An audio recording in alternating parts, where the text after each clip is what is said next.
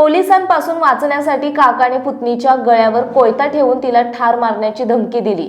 मात्र पनवेलच्या बहादर पोलिसांनी अट्टल गुन्हेगारास शिताफीने अटक केली आहे। सोबत महतो असे आरोपीचे नाव आहे। कुऱ्हाड आणि कोयत्याने वार झालेल्या जखमी पोलिसांवर उपजिल्हा रुग्णालयात उपचार सुरू आहेत। प्रॉपर्टीच्या वादातून महतो हा गोडसे अळी येथील भाडेकरूच्या घरामध्ये कुलूप तोडून घुसला। त्याच्यासोबत आई, वडील, भाऊ आणि भावाची मुले होती।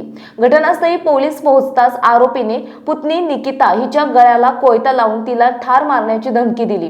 पोलिसांनी मुलीच्या सुटकेसाठी प्रयत्न करताच त्याने कोयता आणि कुऱ्हाडीने पोलीस पथकावर हल्ला केला।